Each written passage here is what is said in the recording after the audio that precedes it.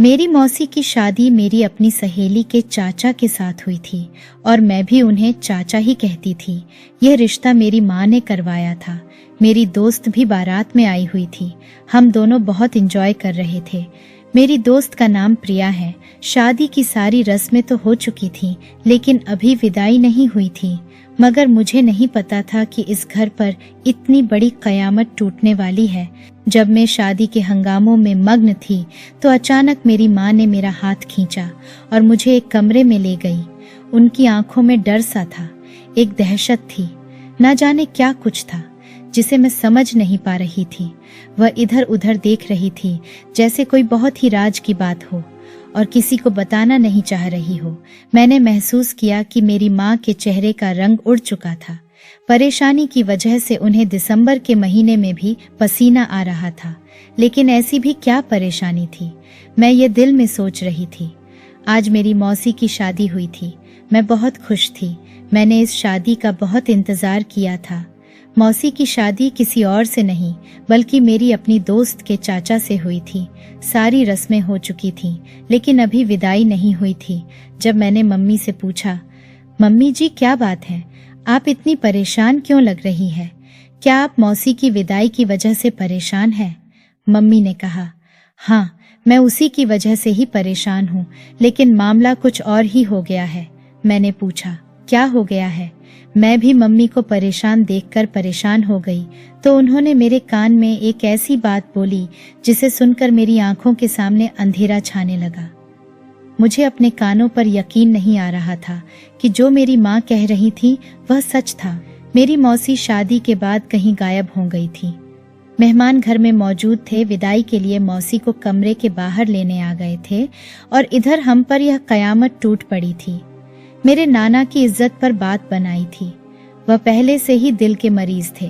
वह थोड़ी सी भी तकलीफ और परेशानी बर्दाश्त नहीं कर सकते थे। अभी अभी तो वह अस्पताल से डिस्चार्ज होकर आए थे।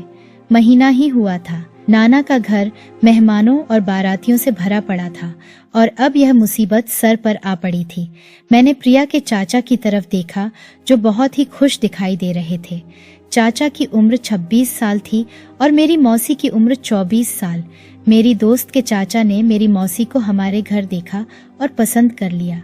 अक्सर मेरी दोस्त को उसके चाचा ही हमारे घर छोड़ने आते थे और इस तरह यह रिश्ता हो गया। लेकिन मुझे ऐसा लग रहा था कि मेरी मौसी इस शादी से कुछ खास खुश नहीं थी। मेरी माँ और मौसी के बीच कुछ झगड़े भी हुए थे इस रिश्ते को लेकर, लेकिन मैं अपनी दुनिया में मग्न थी। मैंने इन बातों पर ज्यादा ध्यान नहीं दिया। मेरी उम्र ही ऐसी थी कि इन चीजों पर इस उम्र में किसी लड़की का ध्यान नहीं जाता। इस उम्र में हर लड़की खुश रहना चाहती है, तो मैं भी खुश थी अपनी जिंदगी में। 17 साल की लड़की को भला क्या दिलचस्पी हो सकती थी घर के मामलों में। लेकिन यह बात सुनकर तो मैं भी परेशान होकर रह गई थी कि अब क्या होगा, क्योंकि प्रिया के चाचा बहुत खुश थे। प्रिया के चाचा बाहर कहीं एक कंपनी में जॉब करते थे और अब शादी करने के लिए वापस आए थे। उन्होंने मौसी को पसंद कर लिया था और सबसे ज्यादा इस रिश्ते से मैं खुश थी कि चाचा और मेरी मौसी एक हो जाएंगे। लेकिन मुझे नहीं पता था कि मेरी यह खुशी कुछ ही पल की है और मुझ पर कितनी बड़ी कयामत टूटने वाली है। मम्मी ने जो बात मुझसे कही थी उसे सुनकर तो मेरी आत्मा कांप गई थी। मेरी माँ मुझसे कह रही थी कि घर मेहमानों से भरा पड़ा है और तुम्हारे नाना जी की भी तबीयत ठीक नहीं है और मुझे दुल्हन के कपड़े पहनकर चाचा के साथ विदा होना है। मैंने अपनी माँ से कहा कि आप होश में तो है, आपको कुछ तमीज है या नहीं? आपको अंदाजा है कि आप क्या कर रही हो? वह मेरे चाचा जैसे हैं। इस काम के लिए आपको मैं ही नजर आई थी सारे बारातियों में से। अगर तुम्हें मौसी की जगह किसी और को विदा करना ही है तो आप किसी और को देखिए। मैंने गुस्से से मम्मी से कहा, मैं तो उनकी भतीजी जैसी हूँ, मुझे अफसोस हो रहा है आपकी इतनी घड़ियां सोच पर। मम्मी ने मुझसे कहा कि मैं किससे कहूँ, यह बात फैल गई तो तुम्हारे नाना की और तुम्हारी दोस्त के चाचा की बदनामी होगी। अगर किसी को भनक भी पड़ गई कि दुल्हन फेरों के बाद भाग गई है तो हम किसी को मुंह दिखाने के काबिल नहीं रहेंगे। तुम्हारी मौसी शादी वाला लहंगा फेंक कर कपड़े चेंज करके घर से भाग गई है। प्लीज तुम थोड़ा सा मेरा साथ दो, मैं तुम्हारी मौसी को ढूंढ कर ले आऊंगी। मुझे पता है कि वह कहाँ गई होगी। वह अपने पुराने आशिक के पास गई होगी। मुझे उसके आशिक के घर का पता है। बस थोड़ा सा ड्रामा ही तो करना है। तुम थोड़ा सा ड्रामा कर लो, मैं उसे ढूंढ कर लाती हूँ। बस थोड़ा सब्र करो मेरे साथ। माँ की बात सुनकर मैंने मना कर दिया। मैंने कहा मैं बिल्कुल भी ऐसा नहीं कर सकती। अगर प्रिया के चाचा की जगह कोई और होता तो शायद मैं नाना नानी की इज्जत बचाने के लिए हामी भर लेती, थोड़ी देर के लिए। लेकिन आप तो समझ ही नहीं रही हो, वह मेरे चाचा जैसे हैं। मैं उनकी दुल्हन का रूप लेकर अपनी ही दोस्त के घर में कैसे प्रवेश कर सकती हूँ। इस सब के बाद मैं खुद को कोसती रहूंगी। मैंने अपनी माँ से कहा कि अगर मौसी प्रिया के चाचा से शादी करने के लिए तैयार नहीं थी तो आप लोगों को क्या जरूरत थी जबरदस्ती उनकी शादी चाचा के साथ करने की। अब प्रिया के चाचा का दिल बहुत बुरी तरह से टूटने वाला है। तो मेरी माँ ने बताया कि तुम्हारी मौसी जिस लड़के को पसंद करती थी वह बहुत ही बुरा और घटिया किस्म का लड़का था। लेकिन तुम्हारी मौसी की आंखों पर उस घाटिया इंसान की मोहब्बत की पट्टी बंधी हुई थी। उसे उस लड़के के अलावा कुछ और नजर ही नहीं आ रहा था। अब तुम खुद ही बताओ कि हम कैसे उसकी शादी एक आवारा इंसान से कर देते। तो मैंने कहा, जबरदस्ती शादी करवाने का नतीजा भी अब आपने देख ही लिया होगा। अब दोनों खानदान की बदनामी होगी। मेरी दोस्त के खानदान की भी बदनामी होगी और मेरे नाना के खानदान की भी बदनामी होगी। अंदाजा है आपको इस बात का कि प्रिया के चाचा के दिल पर क्या गुजरेगी। मैंने माँ से कहा, मुझे बहुत दुख हो रहा था प्रिया के चाचा के लिए। मुझे मौसी पर भी बहुत गुस्सा आ रहा था और नाना की तरफ से भी परेशानी हो रही थी।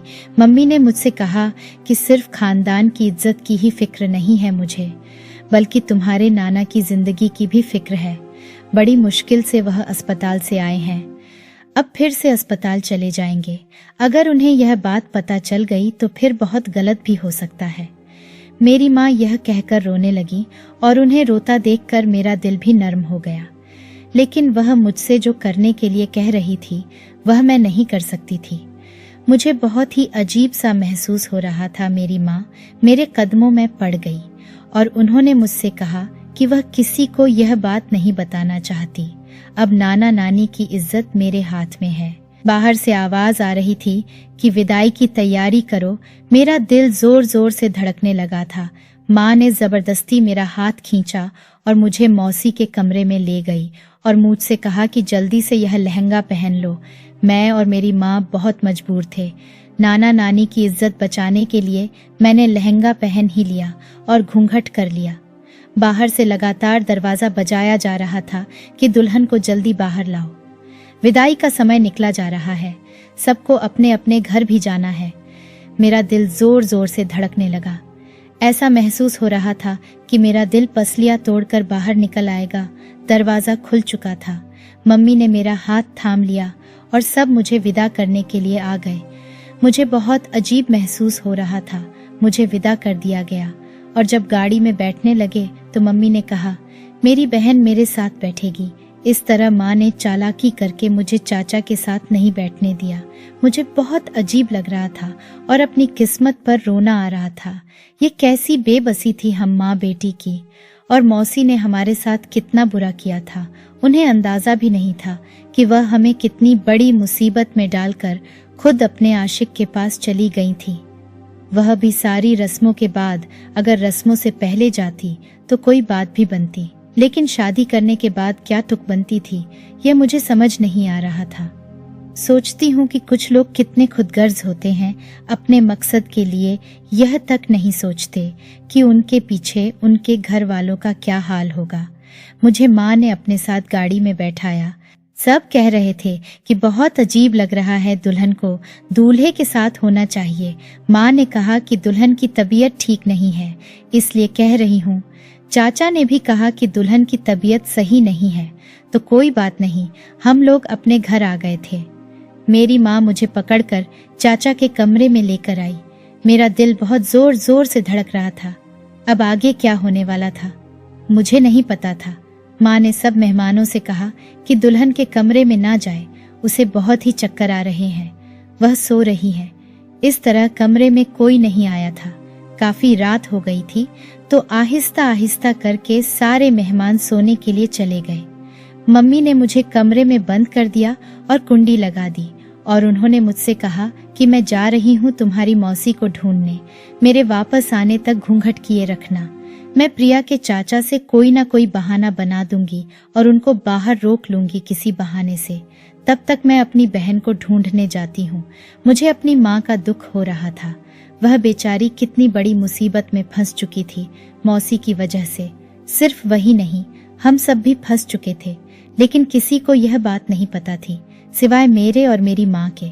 न जाने चाचा से क्या बहाना बनाकर मेरी माँ ने उन्हें बाहर रोक लिया था। मुझे नहीं पता था, लेकिन बाहर उनकी बातें करने की आवाजें आ रही थीं। वह कुछ बहस कर रहे थे। फिर चाचा ने कहा, ठीक है, मैं नहीं जाता कमरे में अभी। जरूर माँ ने कोई बहाना बनाया होगा कि चाचा मान गए थे। मेरा दिल जोर जोर से धड़क रहा था। मैं बार बार दरवाजे की तरफ देख रही थी, लेकिन मुझे तसल्ली हो गई थी कि चाचा कमरे में नहीं आएंगे। मेरी माँ अपनी बहन को ढूंढने निकल पड़ी, मुझे इस हालत में छोड़कर, और मैं दुल्हन के रूप में बैठी हुई थी। काफी देर तक मैं परेशानी से जागती रही। सारे दिन की थकावट थी, मेरी आंखें बोझल होती जा रही थीं।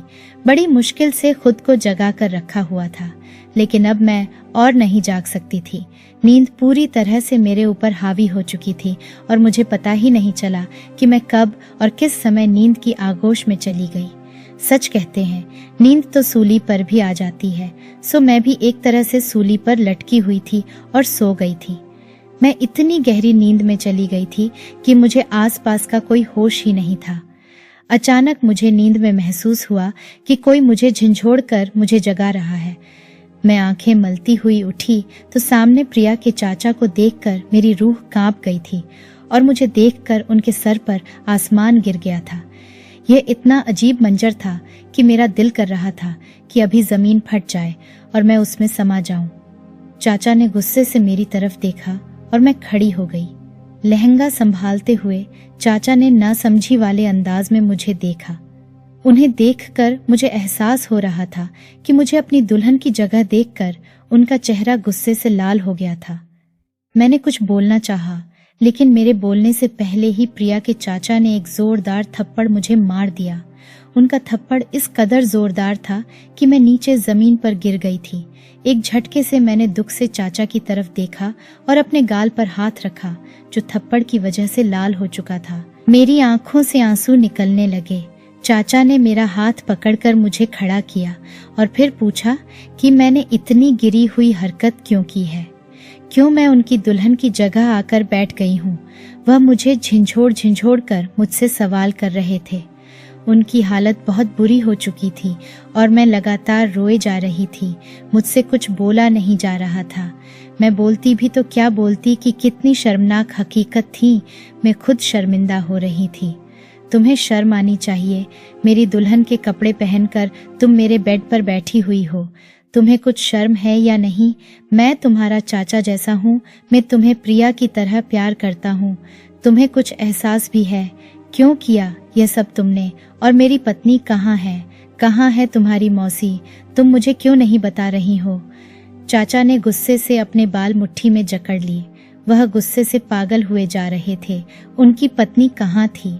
उन्हें इस बात से भी शायद इतनी परेशानी नहीं थी जितनी अपनी पत्नी की जगह मुझे देखकर उन्हें हुई थी। मैं उनकी हालत समझ रही थी। जो उनकी हालत थी वही मेरी भी हालत थी। वह गुस्से से पागल हुए जा रहे थे और मैं शर्मिंदगी से। यह ऐसा मंजर था जो मुझसे बर्दाश्त नहीं हो रहा था। मेरी माँ और मेरी मौसी मुझे किसी बड़ी मुसीबत में अकेली छोड़कर जा चुकी थी।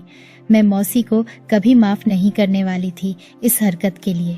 मैंने कहा, भाग गई है आपकी पत्नी अपने पुराने आशिक के साथ, और मेरी माँ अपनी और आपकी इज्जत बचाने के लिए मुझे यहाँ बैठा कर चली गई है मौसी को ढूंढने के लिए। मैंने रोते हुए कहा और मैं लगातार रो रही थी। चाचा अपना सर पकड़कर वहीं पर बैठ गए और उन्होंने मुझसे कहा कि दफा हो जाओ मेरी नजरों के सामने से और यह कपड़े चेंज करो। मैंने कहा, मैं बाहर नहीं जा सकती, बाहर मेहमान है। आप प्रिया के कमरे से मुझे मेरे कपड़े ला कर दो। मेरी बात सुनकर उन्हें गुस्सा तो बहुत आ गया था, लेकिन जो भी था मुझे कपड़े चेंज करने थे। वह प्रिया के कमरे में चले गए। वह सोई हुई थी। मैंने चाचा को बता दिया था कि मेरे कपड़े कहाँ रखे हैं और वह छुपते छुपाते मेरे कपड़े वहां से ले आए। मैं उस सूट को लेकर वॉशरूम में चली गई और वह कपड़े चेंज किए। मैं इतनी रो रही थी कि मैं अपनी पूरी जिंदगी में भी इतना कभी नहीं रोई थी। बाहर कुछ मेहमान बैठे हुए थे। मैं बाहर नहीं जा सकती थी। मैं भी चाचा के सामने बैठ गई। चाचा फूट फूट कर रोने लगे बेबसी से। मैं उनकी हालत समझ सकती थी। मैंने उनसे कहा कि चाचा आप ना रोए, मौसी आ जाएगी। मेरी बात सुनकर उन्हें गुस्सा आ गया। उन्होंने कहा, नहीं है जरूरत मुझे तुम्हारी मौसी की। मैं उसे शरीफ लड़की समझकर पसंद कर बैठा था, लेकिन मुझे नहीं पता था कि वह शादी के बाद मेरे मुंह पर कालक मलकर किसी और के साथ भाग जाएगी। और मुझे तुम्हारी माँ से यह उम्मीद नहीं थी कि वह मेरी दुल्हन की जगह तुम्हें बैठा देगी। अपनी पत्नी को तो शायद मैं माफ कर भी दूं, लेकिन तुम्हारी माँ को मैं कभी माफ नहीं करूंगा, जिसने अपने मतलब के लिए तुम्हें इस्तेमाल किया, उसकी जगह तुम्हें बैठा दिया। यह बात मुझे बहुत तकलीफ दे रही है, लेकिन मैं समझ सकती थी जो उन पर गुजर रही थी वही मुझ पर गुजर रही थी। मेहमान सब सो चुके थे। रात का 1 बज रहा था। अचानक दरवाजा खुला और मैंने देखा कि एक चादर में एक लड़की मेरी माँ के साथ खुफिया तरीके से अंदर आई। तो मैं और चाचा समझ गए कि वो कौन है। मेरी माँ ने कहा कि आ गई है तुम्हारी मौसी। इस कमरे में प्रिया के चाचा को देखकर मेरी माँ समझ चुकी थी कि उन्हें सब पता चल गया है। मेरे चेंज किए हुए कपड़े उन्हें सारी कहानी बता रहे थे। चाचा की हालत भी मम्मी देख चुकी थी। मैं आपको इस चीज के लिए कभी माफ नहीं करूंगा। अगर आपकी बहन भाग गई थी तो उसमें इस लड़की का क्या कसूर था? आपको अगर अपनी बहन को ढूंढना ही था तो ढूंढ लेती। इसको क्यों इस परीक्षा में डाल दिया आपने? इसकी उम्र ही क्या है, सिर्फ 17 साल। मैं इसे अपनी बेटी समझता हूँ और आपने मेरी बेटी के साथ यह सब किया। मेरे दिमाग की नसें फटी जा रही थीं। यह सोच सोच कर एहसास है आपको कि जब मैं कमरे में अंदर आया और मैंने अपनी दुल्हन की जगह तुम्हारी बेटी को पाया तो मेरे दिल पर किस तरह से खंजर चले थे, आप समझ नहीं सकती। तो चाचा गुस्से से पागल हो रहे थे और मम्मी से कह रहे थे कि इस लड़की को क्यों लेकर आई है आप यहाँ? मुझे इसे अपने साथ नहीं रखना है। मैं भला कैसे इस लड़की को अपने साथ रख सकता हूँ जो शादी के बाद भाग गई थी अपने आशिक के साथ? प्रिया के चाचा ने मौसी की तरफ देखते हुए कहा। उन्होंने अपना चेहरा एक कपड़े से छुपाया हुआ था। उन्होंने अपने चेहरे से वह कपड़ा हटा दिया। मौसी ने कहा कि मैं भागी नहीं थी, मुझे किडनैप किया गया था। मैं उस लड़के से संबंध खत्म कर चुकी थी। मैं उसकी असलियत पहचान गई थी, इसीलिए मैंने आपसे शादी की हामी भरी। मैं आपसे शादी करने पर बहुत खुश थी, लेकिन मैं फेरों के बाद जैसे ही अपने कमरे में कुछ जरूरी काम से गई तो वह लड़का वहीं मौजूद था और गन पॉइंट पर मुझे अपने साथ चलने को कहा और कहा कि अगर मैं नहीं गई तो वह आपको जान से मार देगा। मुझे आपकी जान का डर था, मजबूरन मुझे उसके साथ जाना पड़ा, लेकिन वहां से भी मैं बच बचा कर निकल आई और रास्ते में मुझे दीदी भी मिल गई। उन्होंने मुझे देख लिया और मुझे मारना शुरू कर दिया कि मैंने उनकी इज्जत को दागदार कर दिया है। पापा की क्या हालत है यह मुझे अच्छे तरीके से पता है। मैं उन सबको आजमाइश में छोड़कर चली गई। मैंने उन्हें भी सारी सच्चाई बता दी और मैं आपको भी सारी सच्चाई बता रही हूँ कि मेरी कोई गलती नहीं है। मेरी गलती बस इतनी थी कि मैं उस आदमी की बातों में आ गई थी, लेकिन जल्द ही मुझे एहसास हो गया कि वह इंसान नहीं बल्कि एक हैवान जैसा है, तो मैंने उसे छोड़ दिया। वह लगातार मुझे ब्लैकमेल कर रहा था, लेकिन मैं उसके ब्लैकमेलिंग में नहीं आ रही थी। लेकिन शादी के बाद में सच में बहुत ही ज्यादा डर गई थी उसके हाथ में पिस्तौल देखकर। वह एक सरफिरा इंसान था, वह कुछ भी कर सकता था। इतने सारे मेहमानों में हमारी बदनामी होती, मुझे पता था कि मेरे पीछे मेरी दीदी बात बना देगी, वह मेरी जगह किसी को बैठा देगी बदनामी के डर से। लेकिन मुझे नहीं पता था कि वह मेरी भांजी को ही बैठा देगी। मौसी ने अपनी सफाई दे दी, लेकिन हमारी समझ में कुछ नहीं आ रहा था। चाचा का भी दिल बुरा हो गया था। भला एक मर्द जिसे पता हो कि शादी से पहले उसकी पत्नी का किसी के साथ चक्कर है, तो वह क्यों उस लड़की को अपनाएगा। इतना बड़ा हादसा हो गया और हम चारों के अलावा किसी को पता नहीं था। चाचा मुझे प्रिया की जितनी ही मोहब्बत करते थे। मैंने उनसे कहा कि मौसी को माफ कर दो, उनसे गलती हो गई है। गलती तो हर इंसान से हो जाती है, लेकिन उन्हें अपनी गलती का एहसास था और वह भागी नहीं थी। उन्हें किडनैप किया गया था। मैंने रोते हुए चाचा से कहा तो उन्होंने मेरे सर पर हाथ रखा और मुझे कहा कि तुम क्यों रो रही हो, तुम प्रिया के कमरे में जाकर सो जाओ, मैं देख लूंगा सब। लेकिन मैंने कहा जब तक आप मौसी को माफ नहीं करेंगे मैं नहीं जाऊंगी। मैं लगातार रो रही थी। चाचा कोई फैसला नहीं कर पा रहे थे। खैर, मैं कमरे में आकर प्रिया के बराबर में आकर चुपचाप सो गई। लेकिन नींद में मुझे नहीं पता कि क्या हुआ, मुझे कुछ अंदाजा नहीं था।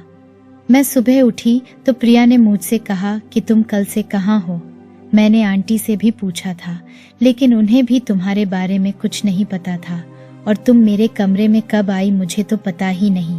मैंने प्रिया से कहा मैं नानी के घर ही थी, नानी के साथ, क्योंकि माँ तो यहाँ आ गई थी मौसी के साथ, इसलिए मैं रात को पापा के साथ आ गई थी। और फिर मैंने तुम्हारे कमरे में आकर देखा तो तुम सोई हुई थी, इसलिए मैं तुम्हारे पास आकर चुपचाप सो गई थी। उसके बाद हम दोनों कमरे से बाहर आए, सब कुछ नॉर्मल था। रात को जो कुछ भी हुआ किसी को कुछ पता नहीं चला और इस तरह हम सबकी इज्जत बच गई। लेकिन शादी की पहली रात ही प्रिया के चाचा और मौसी के रिश्ते में दरार आ चुकी थी। मैंने सुबह देखा तो चाचा का मूड खराब था, वह बहुत उदास लग रहे थे। मौसी भी कमरे से बाहर नहीं निकली थी। फिर से मेहमान आ गए थे और मेहमानों के सामने तो सबको ड्रामा करना था, तो हम चारों ने ड्रामा करना शुरू कर दिया मेहमानों के सामने, क्योंकि हमारे पास और कोई चारा भी तो नहीं था। इज्जत सबसे ऊपर होती है। मुझे आज एहसास हो गया था, मोहब्बत कुछ नहीं होती, जो कुछ भी होती है इज्जत होती है। हाँ, अगर मोहब्बत की कोई हकीकत है भी तो वह भी इज्जत के बाद ही आती है। सबसे पहले इज्जत है, और अगर इज्जत ना रहे तो इंसान के पास कुछ नहीं रहता। जो कुछ भी हुआ हम सबकी इज्जत बच गई थी, लेकिन अंदर से हम सब बहुत उदास थे। काफी साल प्रिया के चाचा और मौसी के बीच बातचीत बंद रही। वह दोनों सिर्फ दुनिया को दिखाने के लिए आपस में बात करते थे, और मौसी बताती थीं कि जैसे ही सोने के लिए हम कमरे में जाते थे तो रात को चाचा दूसरे कमरे में चले जाते थे। चाचा से मौसी का वजूद अपने कमरे में बर्दाश्त नहीं हो रहा था, इसलिए वह रात को दूसरे कमरे में सोते थे। वह तकिया उठाकर दूसरे कमरे में चले जाते थे जब सब घर वाले सो रहे होते थे। यह सुनकर मुझे बहुत दुख होता था। मुझे अपनी मौसी का भी दुख था और प्रिया के चाचा का भी दुख था। मौसी की छोटी सी गलती कितनी बड़ी परेशानी ले आई थी। आज उनकी शादी को 5 साल हो चुके हैं। आहिस्ता आहिस्ता उनके रिश्ते की दरार खत्म होती चली गई और चाचा को किसी तरह से मौसी ने मना लिया था। मौसी बहुत खूबसूरत थी। ज्यादा साल प्रिया के चाचा उनसे दूर ना रह सके। आज उनका एक प्यारा सा बेटा भी हो चुका है, लेकिन मौसी मुझसे कहती है कि मुझे प्रिया के चाचा ने अपने घर में जगह दी है, लेकिन आज भी मैं उनकी नजरों में गिरी हुई एक औरत हूँ। लोगों के सामने वह मुझे इज्जत देते हैं, लेकिन वह दिल से मेरी इज्जत नहीं करते। मेरी एक छोटी सी गलती ने कितना कुछ खराब कर दिया था। काश मैं यह सब ना करती तो आज इज्जत से रहती। चाचा ने मौसी को दिल से माफ नहीं किया था। शायद उनका दिल इतना बड़ा नहीं था कि वह एक औरत की गलती को माफ कर सकते। उन्होंने सिर्फ अपनी इज्जत बचाने के लिए मौसी को अपने साथ रखा था। वह जितना कुछ कमा कर आए थे, बहुत सारा पैसा उन्होंने शादी पर खर्च कर दिया था। अब रोज रोज तो शादी होने से रही। लोग इज्जत और प्यार को औरत के साथ जोड़कर रखते हैं, लेकिन सच यह है कि मर्द को ज्यादा फिक्र होती है अपनी इज्जत की। चाचा को यह भी फिक्र थी कि दुनिया क्या कहेगी कि उनकी पत्नी भाग गई थी, इसलिए उन्होंने अपनी पत्नी को छोड़ दिया। यह मामलात बहुत नाजुक होते हैं। चाचा ने जो कुछ भी किया अपने लिए किया। वह आज भी मौसी से दिल में नाराज हैं। काश चाचा भी अपना दिल बड़ा करते। जब औरत बड़ी से बड़ी गलती माफ कर सकती है मर्द की, तो फिर मर्द क्यों नहीं कर सकता। और फिर यही मर्द चाहता है कि ऊपर वाला उसकी बड़ी से बड़ी गलती माफ कर दे, फिर वह औरत को क्यों माफ करने को तैयार नहीं होता। मैं बस इतना कहूंगी कि इस समाज के मर्दों को अपनी सोच में बदलाव लाने की जरूरत है। तो दोस्तों, यह थी हमारी आज की कहानी। आपका क्या कहना है इस कहानी के बारे में? कमेंट करके हमें जरूर बताएं। वीडियो को लाइक करके चैनल को सब्सक्राइब कर लीजिए। मुझे दीजिए अगली वीडियो तक इजाजत। तब तक के लिए धन्यवाद।